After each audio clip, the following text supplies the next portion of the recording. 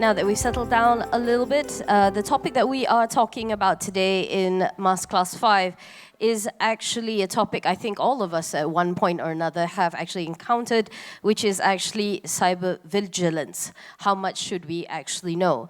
These days, it seems we can't go a day without news of a hack or a breach. The question is, how much do boards actually know about their level of cybersecurity? And actually, more importantly, what do you do when it actually does? Do you panic? Do you run? Or do you hide? So tonight we have with us Chris Sturgess, Director of Clearwater Capital, to answer these questions. Thank you very much. So I thought before I go into the talk, I'd just give you a little bit of my background, because in cybersecurity, there are many different perspectives and many different agendas. So I thought if I gave you my background, perhaps you understand where my perspective has been formed. So when I was a young teenager, I was very, very talented at computer hacking back in the day. And so when I was 17, I had the opportunity to join the British government. And for 15 years of my professional life, I was a hacker for the British government, serving their security interests. And so that's formed some of my perspectives and where I talk about things. That experience also was in what the UK now calls the National Cybersecurity Centre, and the mission of that department, similar to Cyber Malaysia, is to get other governments who are hacking critical UK organisations, media, oil and gas, banking, out of our networks. So this has formed many of the opinions. And I just spoke to the organisers. If you have questions as we go along, please ask them. I'll also take them at the end as well. So just very quickly, the company, I've left the government quite a while ago. The Clearwater itself is actually a maritime intelligence and tracking company originally, still going very successfully, but our projects were in oil and gas, insurance and shipping mainly, split across Malaysia, Norway and London. The company I'm a director for now is actually a tech startup focusing on cloud cybersecurity, specifically business email compromise and invoice fraud. To summarize, I mean, I'm going to do a bunch of demonstrations from hacking, but what I would say is there are many different types of cyber threats. But from my experience, despite what the media may say, your organization is far more likely to face a cyber threat from a bored teenager in his bedroom or a Nigerian fraud gang than you ever would, the Chinese government, the Israeli government, the American government. And what I would say, and we'll hopefully do this for the demos, is when you're worried about the defenses of your organization, when you're considering how to respond, how to protect yourself, deal with the far more likely threat of the teenagers and the fraud gangs, and then you can start worrying about the governments. The other thing that I'll say is it's never going to be possible to be 100% secure or proof from hacking. So if anyone tells you they can do that, they're lying to you. This is a risk management approach. It's the same way that you would manage any corporate risk in your company. The questions that I would say you need to be asking as a board is, if we did get hacked, what skill and capability was required to break into our organization and cause us damage? Also, how long did it take the hackers to do it? So the difference would be, if a teenager can hack into your company in 2 hours, or it took the Chinese government 4 weeks, those are very different scenarios for how the press will view the incident, your stakeholders will view the incident, the regulator will view it. The other thing I would say is don't treat cybersecurity as just an IT problem. A lot of the way that hackers will work, and I'll demonstrate this, is about people and trust, and so it's a corporate problem. What I'll also say is, in terms of the impact of risk, is in the West we have a phrase called reasonable measures or due diligence, is if this does happen to you, will your industry, will your stakeholders think that you took reasonable measures or due diligence if you did take that? Another key thing that I will say is the view of your insurance provider and the regulators is absolutely critical to the impact of the risk. Will they pay out if you fall for an invoice fraud scam? So just because I was asked to, I think I'll start with a sort of fairly light one of how you can hack into WhatsApp. So when people read the papers about perhaps a hacking incident in the Gulf, they may hear that something called a zero-day exploit was used to hack in. Essentially, that means a tool that can break you into a phone.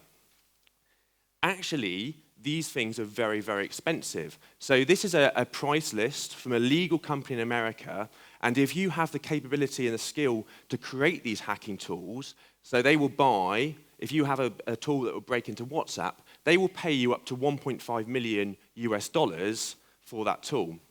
They will then turn that tool and send that around to foreign governments at a very significant markup. So when you read in the papers about these tools, what that actually means is the only people who can afford those high-end tools are going to be foreign governments. There's no way a teenager or an invoice fraud gang in Nigeria can afford that. So what everyone else does is cheat. So I'll show you how we can cheat. So this is a demonstration of my colleague, and this is his son's WhatsApp account. And so what we've done is we've got a $99 tool from a Russian company. And we have tricked and got the password from this individual. So people often talk, yes, WhatsApp is encrypted. I've heard it's end-to-end encrypted. It's not strictly true. What actually happens if 4 people in your company are perhaps in a WhatsApp chat is those WhatsApp chats are stored unencrypted on everyone's phone. How you read the messages.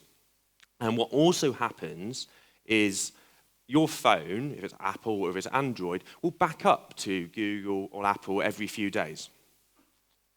Those backups, those WhatsApp messages, will get copied up to Apple's data center or Google's data center, and they're stored unencrypted. So what we did when we demonstrated this on my colleague's son, this is how he knows what he's up to, is we had guessed the password for the Apple account or the Google account, and we, anywhere in the world, can pull down that backup. It's the same way as when you buy a new phone, you restore your phone, and we get a full copy of the messages. So if I was to do this to your company, perhaps your CEO, perhaps you use a WhatsApp to discuss board matters, I would instantly be able to get all the documents and the photos were sent. The next step I would have to do is to read the messages.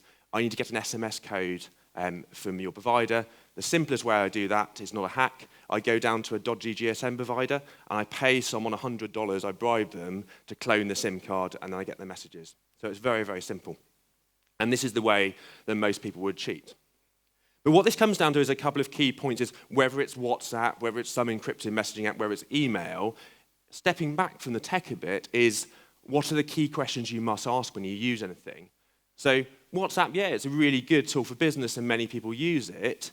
As long as you know that it can be hacked, it's not end-to-end encrypted, also it can end up in court. So WhatsApp, Facebook is an American company, an American competitor who might be suing. You can go to WhatsApp with a warrant and say, please disclose all of these messages. So, for example, Apple, to get the license to sell iPhones in China, have to store those backups containing WhatsApp under a Chinese government data center. And the Chinese are clever. The reason why they've done that is that they have access to every iPhone user's data really easily. They can get them at any time. So as the board, whatever you are using, you should just know, how is our data stored? Whatever we're using, WhatsApp, email, whatever, where is it stored? And what jurisdiction does that company under? So it doesn't matter if it's WhatsApp, that would go for any version of tech. Start with teenage hackers. So there will be thousands of bored teenagers around the world in whatever country trying things on the internet every night, and they're mostly just bored. And actually, it's quite easy for them to do it. So they're just following YouTube videos. So if you type in your phone, hacking demo or hacking tutorial, you will find thousands of videos that go step by step how you can do some basic hacks. Maybe you've got a son who's doing this now.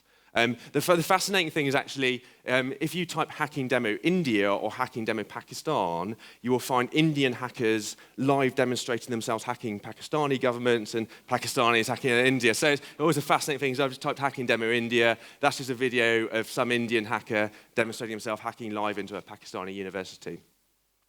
In terms of threats to your organization, from my experience, what typically happens is if you get hit by a teenage hacker, often, you may have brought in a new IT system, and it was perfectly secure on day 0. You'd done some testing, it was great.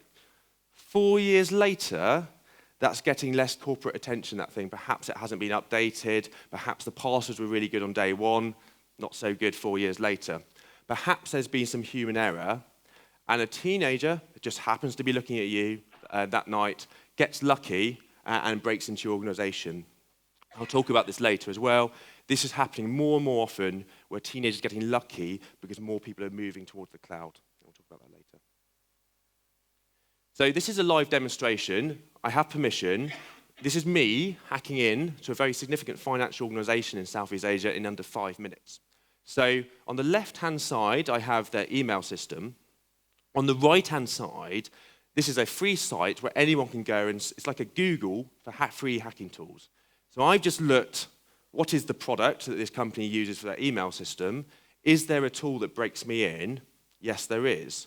And I've obviously sanitized it with the permission of the company, but in a few minutes, what that information means is I'm now actually in the company's email server reading emails.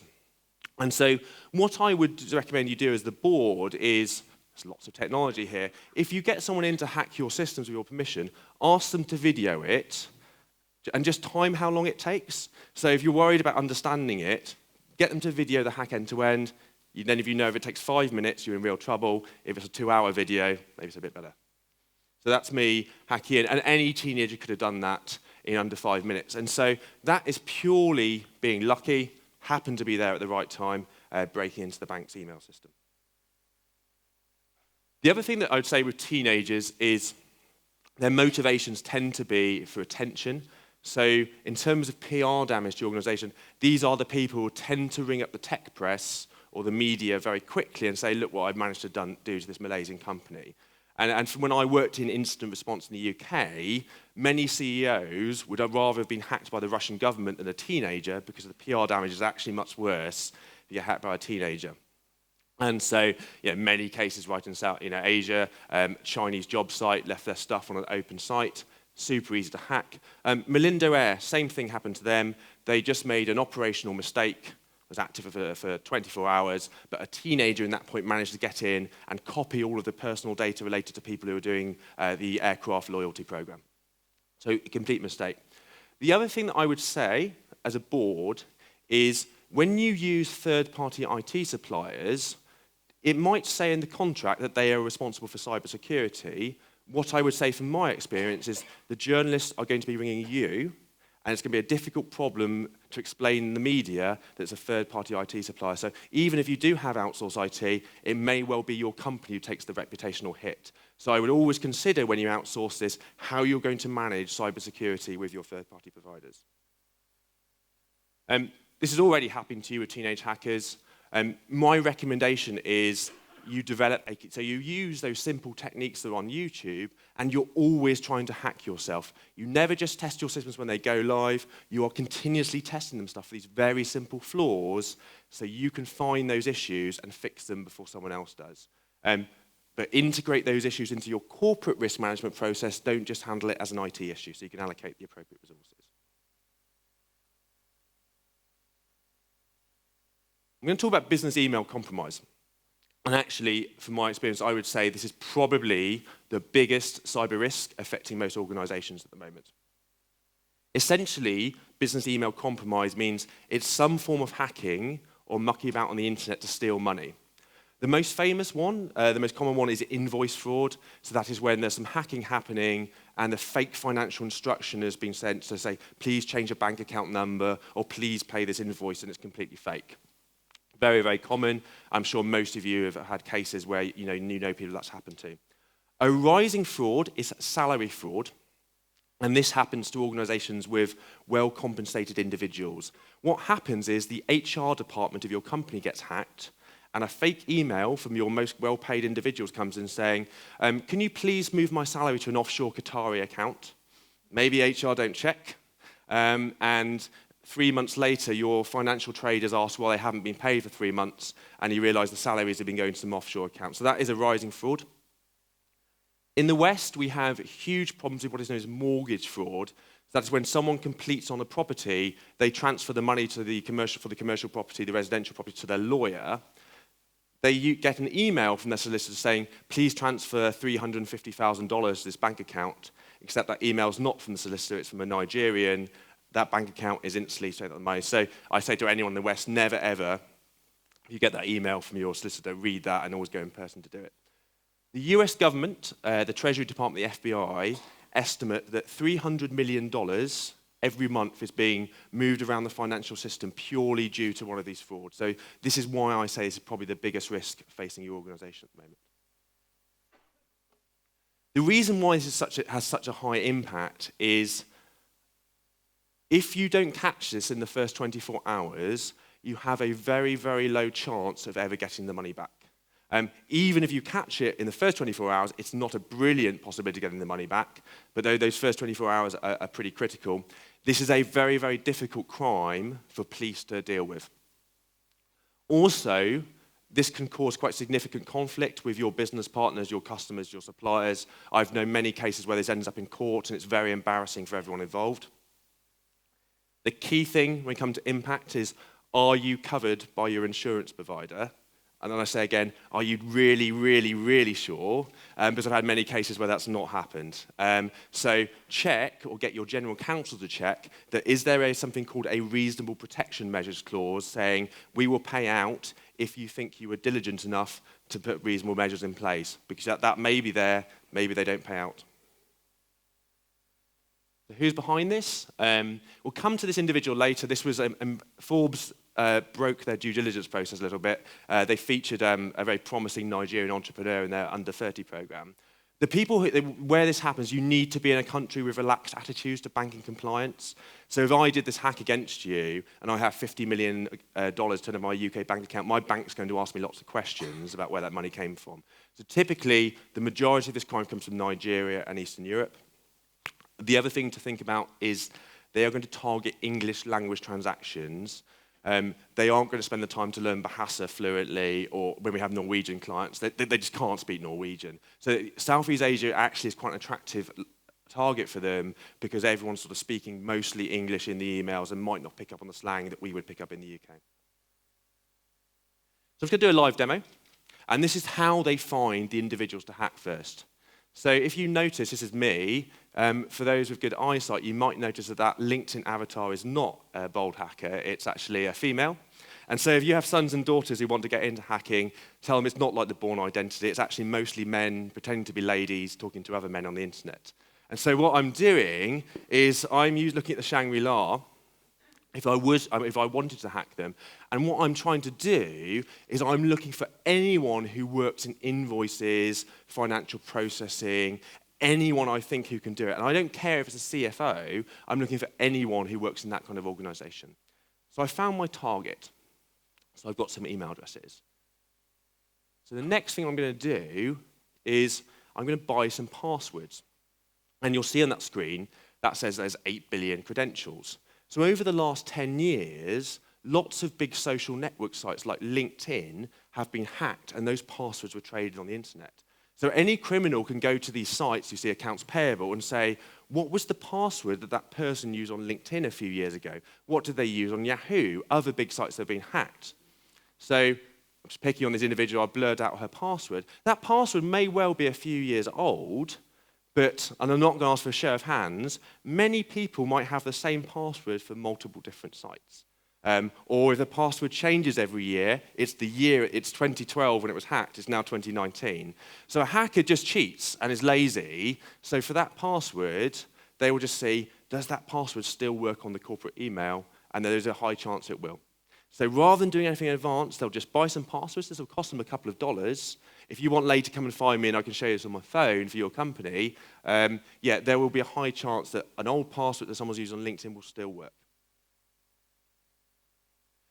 The other way they'll break in is what's known as phishing. Phishing in a nutshell means it's some type of malicious email. Normally what it is a fake login page. So if you work with these kind of systems, you often get asked saying, Sue has shared you a document, can you please log in to get it? These look very realistic. What I say is quite different to the rest of the infosec industry is clever people can fall for phishing scams.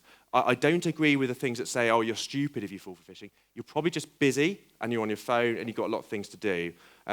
So if you do fall for it, essentially what will happen is the hacker will have your password you've typed in, that you're not stupid. So, and we see this happening all the time. So as part of the business we do in Clearwater Digital, we monitor services such as Office 365 and G Suite on clients. And every week for our clients, we tend to see about 50,000 attempts every week for every client of people trying to guess passwords. Essentially, they've gone to YouTube and they're just going through every single employee and saying, does Bob have password 1? No.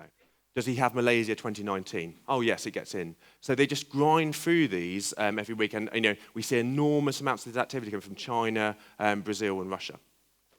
So what I would say at the board level is really, do you know today how many people in your company have logged in from Nigeria? Maybe you work in oil and gas, maybe you have some engineers out there, but if you have finance staff who just work in Kuala Lumpur, you really should know if someone has logged into that account from Nigeria today.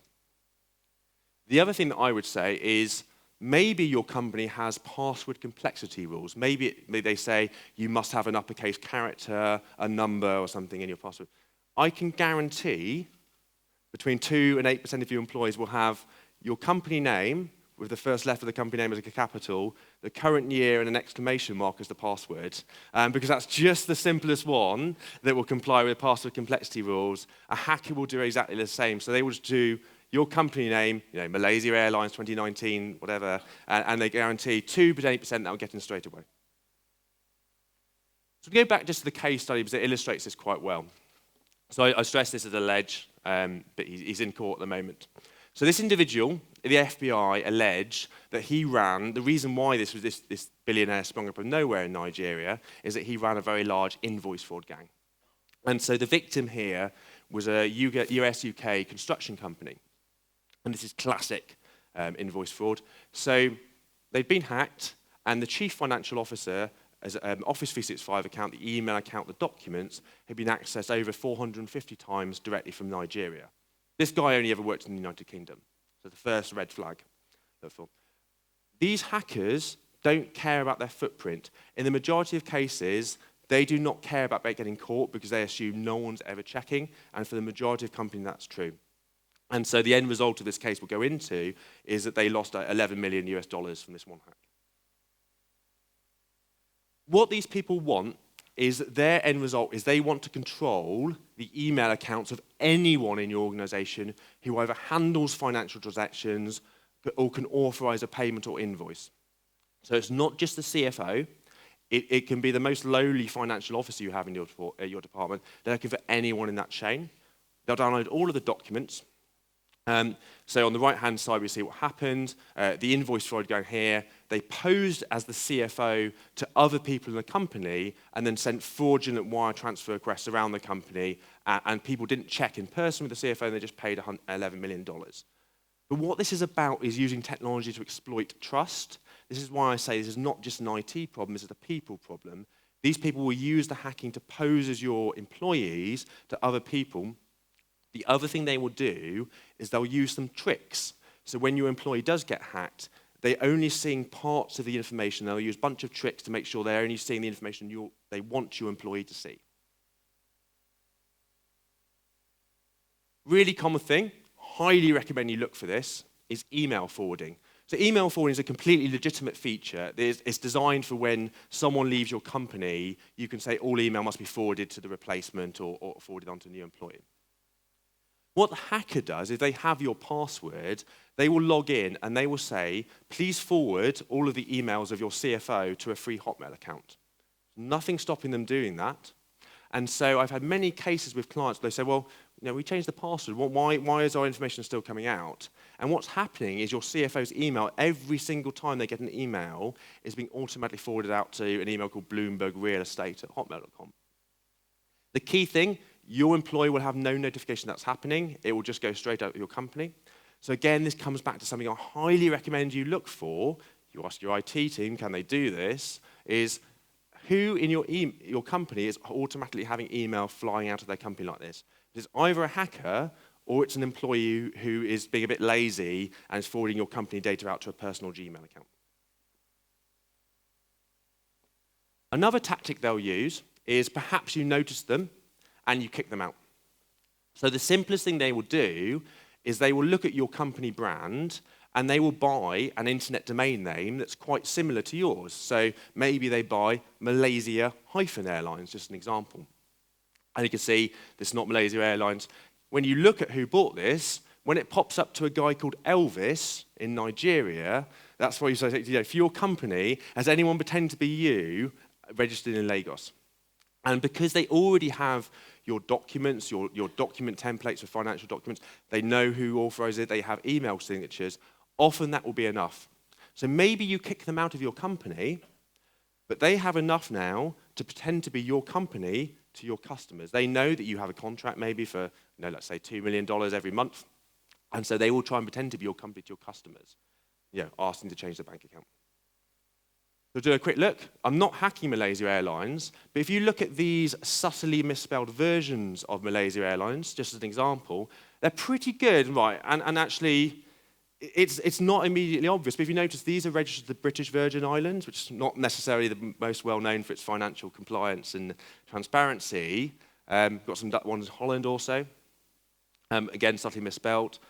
France might be legitimate. Vietnam also could be legitimate. And then you've got one in China as well, called Malaysia Airlines Club. So again, have a quick look for whatever your company's brand are. Who is trying to impersonate you at the moment? And are your finance team aware that these may be coming in to you at the moment? The impacts. A lot of people ask, well, would the bank not just stop it? Would a KYC or anti-money laundering process stop it? Often, no. And you'd be surprised what people can get away with. What happens in Malaysia is the scammers are pretty good. They'll actually have people on the ground in Malaysia, and they will set up a Malaysian bank account to receive the funds. So it's often not just an overseas transaction. They're very clever about this side of the scam. So don't rely on the KYC money laundering process stopping this. A really difficult decision for a board is that if you have been hacked and your finance team has had a significant hack, do you tell your customers or not? And there is no right or wrong answer, but just be aware that if someone does get into your financial company, they know your contracts invoices, their next step will be to pretend to be you to your customers to try and convince them to change the bank account number. That's a difficult decision you'll have to make on a case-by-case basis with your legal team. If a supplier ever rings you up and complains to you that they've not been paid, and someone in your finance department then says, oh yeah, no, we changed the bank account for them, I highly recommend that you check for intrusions into your network. Because what the attackers do is they want to compromise you and your supplier so they have complete control of the information flow. So you may have been hacked as well. I'd also say, just be careful when your staff speak back to the supplier that they speak to your legal counsel first, because sometimes this stuff can end up in court, so just be a bit careful before your staff email back to the supplier. The key considerations are, clever people will still fall for these phishing attacks. So if people are scared to report in a company that they might have clicked on a phishing email, that's really good for people like me, because I know nothing will ever get acted on. This is also more than just IT's problem. This is about people mostly, people and trust. Information sharing within your company, when this happens, can improve vigilance. So, if Bob gets hacked, if he shares how he got hacked and what got leaked within the finance team, they can all be vigilant for these kind of attacks in the future, because these people will come back. The other thing that I'll say is never just change a password and move on. If you spot anything, that's often what we call the tip of the iceberg. There may be a whole bunch of other stuff that's gone on in your organization that you don't know about yet. What we'd also say is this is going to get easier for the hackers. Many organizations now are, for good business reasons, moving towards the cloud for their IT. Office 365, Google G Suite, etc. From a hacker's perspective, it's a real pain when you're hacking to learn different corporate networks. It just takes ages. When everyone moves to the cloud, your technology is very similar to your competitors. So it means I only need to know 5 hacking tools now, where I had to know about 500 in the past. So it makes it easier for these Nigerian gangs to operate. Never assume that moving to the cloud is going to solve all your security problems. A common misconception or assumption is, when you have your personal Facebook account, your personal Gmail account, if you log in from a new country on holiday, something pops up saying, is this you? Can you please send me a message? That's not the case for Office 365. It will quite happily let your CFO's account be accessed from Nigeria if the password's there without any warning or notification. The next one we're going to talk about is higher skill hacking groups, and this is the ransomware industry. I think there's been a few news stories about this in Malaysia recently. What ransomware means is it's a case where you come in the morning and a lot of your machines have been encrypted, a lot of your data has been encrypted, but critically, your backups have also been tampered with. This will come along with an extortion demand. So what's amusing about these gangs is they're pretty reliable. So if you do pay up, when I've dealt with this with colleagues, you get a year's worth of tech support to unlock the thing. So after you've paid them, you can speak to these Russian gangs and say, look, I can't decrypt my Windows 2003 server. Your software, decryption software's not working. They go, oh, here you go. Here's the new software. So it's just an ironic sort of business model here.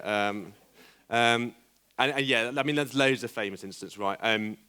Norsk Hydro, big Norwegian manufacturer, 40 million in 1 week. Had to go back to paper. We'll come back to that later on. Probably the most famous one is actually North Korea. This is actually the North Korean government. They did a deliberate ransomware attack on Sony and an accidental one on the British health system called WannaCry. Who? Now, these are highly skilled hackers. They tend to work in different countries. Mostly this is Russia, China, and some Iranians. And what was really interesting is this first started as a major crime when quite a few years ago, President Obama and Xi Jinping of China agreed that they would stop stealing intellectual property from each other's companies. I mean, the Chinese mostly had all the aircraft design they needed at that point. But they did, and they did reduce the amount of hacking. The second order unintended consequence is the Chinese got rid of a bunch of their government hackers and just let them go. What you had then was a bunch of highly skilled mercenaries roaming around the internet with lots of talent but needing money, and then this crime really struck up, so you had lots of American hospitals that were getting hacked with this ransomware demand from China. They use all the techniques that a teenager would use, they use all the techniques that the invoice fraud gangs, but they're a bit more talented, but they're not as financially clever. You know, they're tech people, and they're going to ask you to pay them in cryptocurrency. They don't have the business knowledge that the Nigerian gangs will do. How they do it, this tends to come in via email, some kind of malicious email. It might only work less than a percentage amount of the time. It's some kind of malware. The key thing that happens, though, if anyone clicks on this particular malware, is it takes over your email program and sends that email on to every single person in your contact list. So you then become infected and start trying to infect your contacts. And that's why you see these enormous numbers of saying, oh, this particular botnet has 250 million email accounts under its control. It's probably a true figure. Just because once someone gets infected, it sends on, and then people are more likely to read an email if it comes from you. What these gangs look for is the first thing they look for are bank account logins. They often can't find them. So what they do is they trade in the criminal networks. They'll say, oh, I've got this law firm in Malaysia. Can you buy them off me for $100? And you're traded in criminal communities. And you'll be traded on to a ransomware gang at that point. What these guys are looking for is they want to go after your IT team. They want to take control of their accounts. And they will take the time to understand your IT network, work out how it works, and work critically, understand how your backup system works. The key thing I said at the start is, how long does the attack take? If it takes too long, they will move on to your competitor. This is a business for them. They're investing time for expected reward. They won't spend the whole time with this. If it happens, the ransomware will encrypt everything at the same time, and you come into the morning with an extortion demand for some cryptocurrency. The impact of this crime is that many people assume that your backups are 100% great and they're tamper-proof, and they get horrified and shocked when it works out it's not the case. Do you pay the extortion threat or not? And that's a difficult answer, and I know many clients in the UK who do. Speak to your lawyer. I don't understand what the intricacy of Malaysian law. There are many people who do pay out. The other key thing is that if you respond well to this attack, the reputational damage may not be catastrophic, because these are highly skilled attackers. We're now in the space of saying, could you have been reasonably expected to defend against that? And actually, Norsk Hydro were seen as responding quite well in the industry. Although they had to go back to paper, they were still pushing stuff out of their factories. So they were seen in the industry as responding quite well to this. In terms of mitigation strategies, it comes back to the same again. What does your insurance provider think? Critically, do they have something that's saying, oh, we don't pay out if this is cyber warfare? So if someone says, oh, we think this was the North Koreans who did this, double check, make sure your legal counsel has checked that T's and C's. We also recommend a couple of things.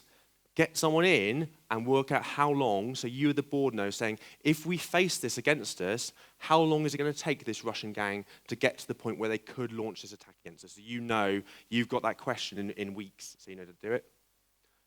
Highly recommend that you have a disaster response plan that you've tested. So scenario is you come in the morning, your IT is completely gone. How can you still function as a business? They're much more, so rush through this a bit. These are far more technically advanced than teenagers. Comes back to backups.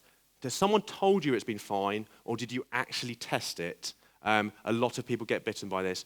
Again, if your IT supplier is telling you that yeah, don't worry, our backup supply, what have you got in the contract with them in terms of your insurance?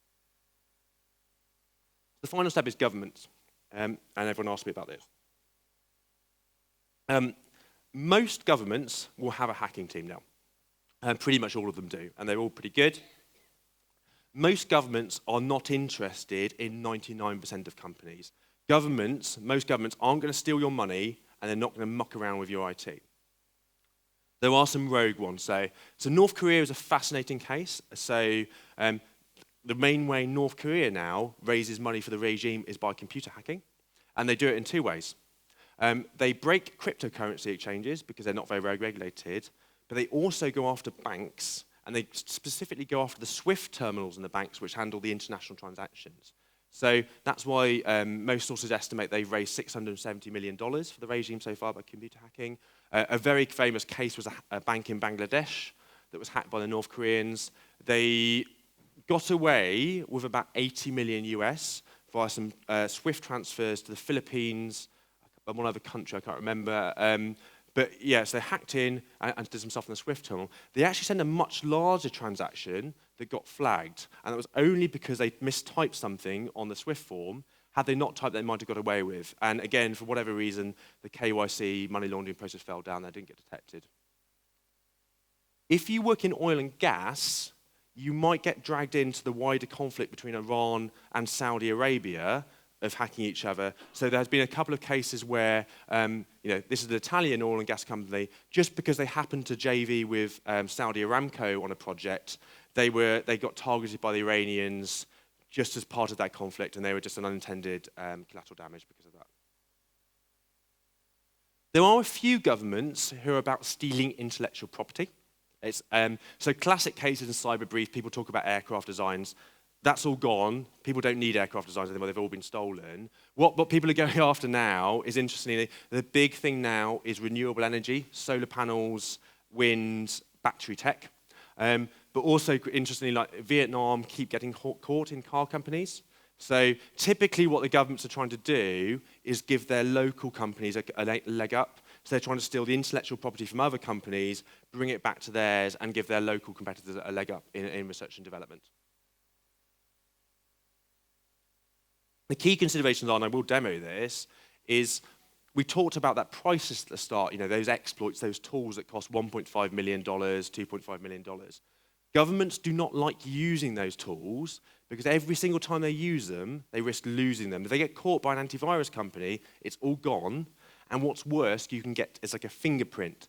So what governments hate is when an antivirus company produces a map and saying, oh, this hacking team was caught in this country at this time, this parliament, this here. It's very, very embarrassing.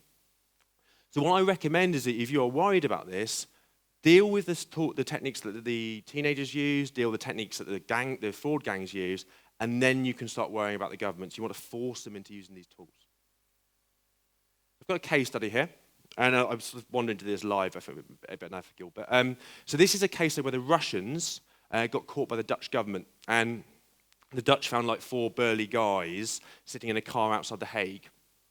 And what they found is they got all the Russians' equipment, and they found exactly what these Russians had been doing. And they were doing some Wi-Fi hacking on hotel Wi-Fi.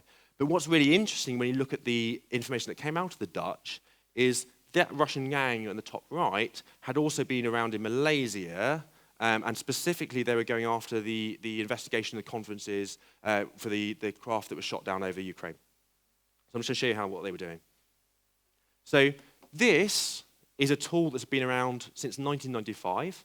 And what's happening is all this green text is, if I did this live on the Shangri-La network, these yellow things you see floating by, is there's been an issue in Windows machines for a long time. Essentially what it means is that if I, as a hacker, am on the Shangri-La conference network and your Windows devices as well, I can just ask your Windows devices for the password. I won't bore you with the tech stuff. This is just an issue that's existed for 25 years and has still not been fixed by Microsoft, but it's a key to the way that Windows works. So that password for Liverpool Football Champions 2019, I could do this live now, and I guarantee if anyone has a Windows laptop on the thing, I'm going to get a bunch of passwords. So again, the media focuses on these new exploits and stuff like that. Even a government will use these 25-year-old tools, getting these passwords and doing it. The reason why they want to do that is they'll know, the Russians would have known for that Malaysia conference on the air accident investigation, that a lot of people will have the same password on their Windows laptop as for their corporate email. So they would have wanted to go after, what did the air traffic investigators know, what are they up to, what are they saying. They will have reused those passwords to get straight in. So I didn't do that live because I don't know Malaysian computer crime law and it wouldn't be very fair, but had I done that in the hotel, I would have, almost certainly would have got some passwords. The other key thing about the way that governments work, it is different to crime gangs, is crime tends to be quite opportunistic. So an invoice fraud gang or a ransomware gang, they don't really care if it's you or the competitor that hacked. They just have a target of, we want to make $500 million, so 500,000 every month. They don't care who it is. Governments do tend to care who they go after. So a key thing that a government will behave quite differently is, if you've invested in good cybersecurity for your front door, maybe let's say CIMB as an example, let's say they've got some good front door defenses, what a clever hacking team will do is they'll work out the supply chain, they'll just read the trade magazines, who does CIMB have contracts with, who does their security guards, who does their catering, maybe they have some form of access into the CIMB network. And so if I was doing it, I would do the catering company, I'd hack the catering company, and I'd jump through the side because it's much, much easier. And so one of the most famous attacks in America, Target, a big retailer, they actually got hacked from their air conditioning supplier, got hacked. The hackers jumped from the air conditioning company up into the back door of Target's network. So when you're considering this as the board, is you have to think about your third parties. Also what's really important is when you do a merger or an acquisition, maybe your IT team has spent lots of money, lots of time delivering you a really good secure network. You buy this other company, you start integrating them into your IT system, many times the hacker just goes and jumps across to your new system. So also, if you're buying a company for the value of its intellectual property, you probably want to know, have they already got 4 hackers in there, stolen all of their IP? Again, a key consideration for any M&A. I could talk for like 4 hours on government hacking. What I would just say is deal with the lower level threats first, because that's what you're more likely to get hit with. Then you're going to force the governments to use their advanced tools. At that point, I don't think 95% of companies should be reasonably expected to protect against the government. In the same way you're not going to expect like 2 security guards to defend against some commandos, the military. You should not expect, if you're like a small law firm, to stand up against government hacking. So we're in the space now where your regulator thinks you took reasonable measures. Okay, you got hacked by the Chinese government, but how could you be expected to defend against that? What I would say is if governments are in your risk model, really that's the point when you need to get help from your government. It takes a government to kick another government out, and so you're definitely in that space, and that's really a separate talk. To sum up, for those cyber threats I talked about, we could talk for a long time, is the tech stuff is interesting, it's nice to do demos, but when you abstract it and look at the risk management approaches, for any of those cyber threats, what insurance do you have, and what clauses are there in those insurance? What is in the fine print that you've signed up to? What is in place with your third-party suppliers? It might well be outsourced, but it's probably still going to be your reputation that gets damaged if something happens. And also, when was your disaster recovery plan last practiced? Have you actually tested your backup system? Have you actually tested what happens if your IT breaks? Your company data. So we had the WhatsApp example. Where is your data being held, and what legal jurisdiction is it being held under? And that's really important in international business. If you get sued by an American competitor, can they go to an American court and have all of your company's WhatsApp messages disclosed in public? And that's happened. For example, maybe you use Office 365, Google G Suite. Those data centers are in Hong Kong and Singapore.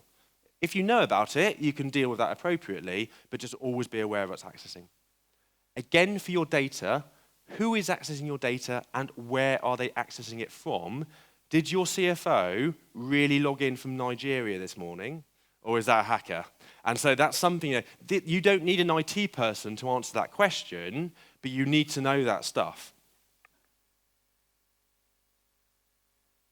In terms of the risk management approach, as I say, cybersecurity is a risk management issue. It's not just a tech issue. The key questions you need to be asking as the board is, if it's going to happen to us, how long did it take the hackers? Did it take 2 hours or 4 weeks? And what grade of skills, of tools did they use? So fundamentally the question is it going to take a teenager 2 hours to hack into us, or is it going to take a government 4 weeks? And those are going to have very, very different impacts to your reputation. What's your tolerance of risk? That's a board decision. It will depend on your investors, shareholders, and regulators. Banking sectors tend to have different regulations to, say, the non-profit sector. How good are your competitors? What's the rough baseline for cybersecurity in your industry? Said this many times. And what does your insurance provider think about risk tolerance? What's their wording on due diligence? And the final point that I would say is that cybersecurity is not just an IT problem. Hopefully, through some of the demonstrations I've done here today, a lot of this is about hacking to exploit trust or hacking to exploit people. And so often this is much better managed within corporate risk rather than just the IT department. Finally, very happy to take any questions you may have, and we'll obviously be around afterwards as well. Thank you very much, Chris. If anybody has any questions, please put your hand up and we'll get a mic to you.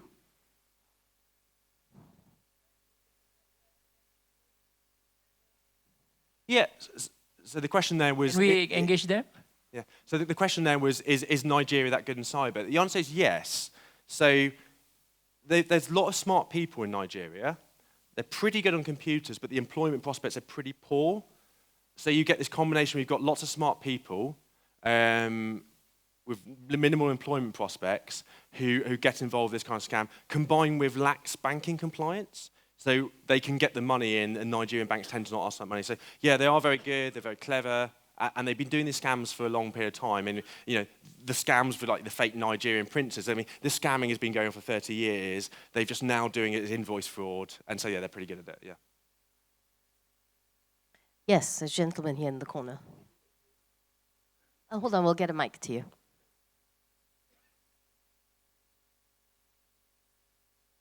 Two questions. Can ethical hackers become unethical? Have you seen that?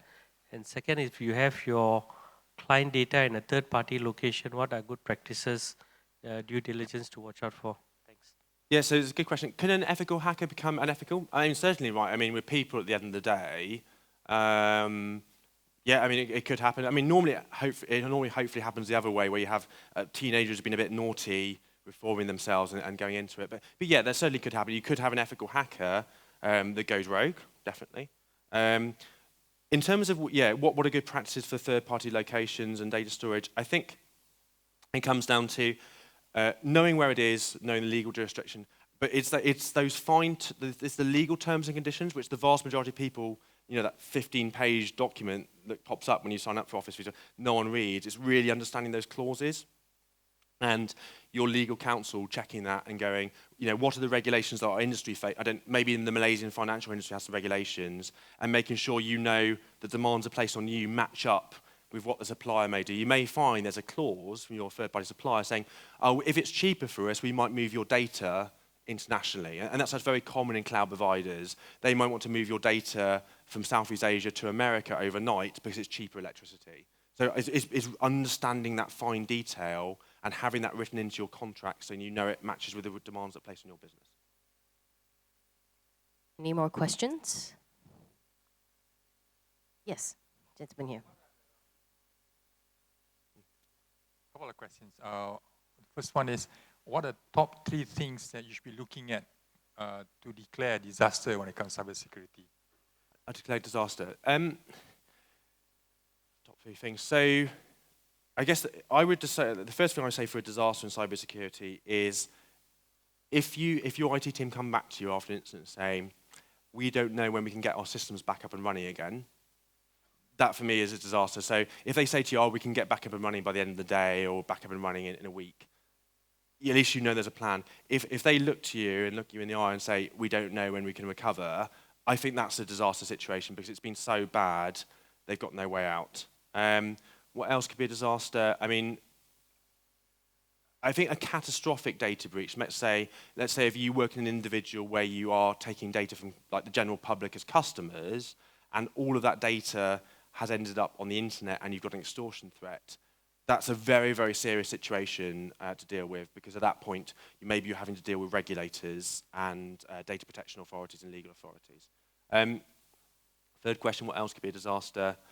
I think if you come in the morning and your company sits on a very large amount of intellectual property, whatever sector you work in, and you realize that's gone, or someone's been in and taken that, that could be catastrophic. And there are very good cases in Europe of people who work in the renewable energy sector who've had all of their IP stolen by the Chinese, and a Chinese competitor pops up 2 years later for a cheaper price, and the company's gone bust.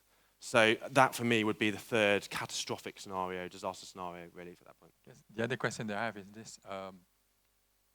If it's a disaster, we can actually see it in whether it's the unit, a department is fire or whatever, right?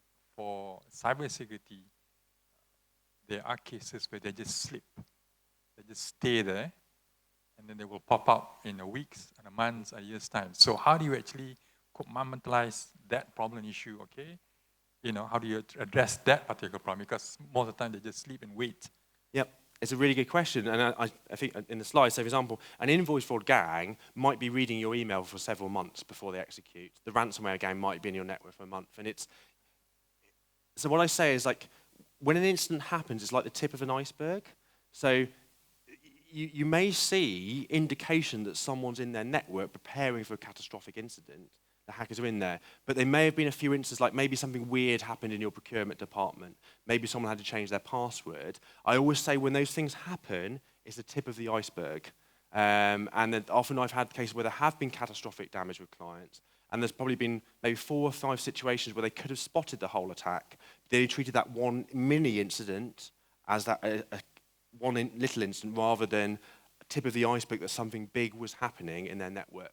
And so it comes back to like looking for those early warnings, like, have you been accessed from Nigeria? Has something happened? But yeah, it is very common that people would spend time in doing it. And it is difficult, it's difficult to know what's happening, but that's why I say these incidents are never normally in isolation. You're normally seeing with cybersecurity the tip of the iceberg, not the whole security breach that's happened. Right, thank you. Sorry, we have to take a question from the gentleman in the back, right, that's been waiting very patiently. Hi. So, you've covered ransomware and also invoice fraud, for example. How about, how do you ascertain or figure out at what point that you might be the subject of sabotage, for example? So there's no financial extortion involved, for example, but actually they just want to destroy whatever you have. Yeah, so the key sector this is happening to me, is a very good question, is the oil and gas sector. So pure sabotage, where there's no financial demand, that is happening at the moment in the oil and gas sector. The main people who get hit by that, so a good example would be, this happens to Saudi companies, people who partner with Saudi. It's Iranian hackers using similar techniques to the ransomware, except there's no demand, so you can never get the data back. They're just pure sabotage. So yeah, that is a motivation in this wider geopolitical conflict between Iran and Saudi. I think if you are in those sectors where you're getting in, you're working in oil and gas, that is a risk of sabotage.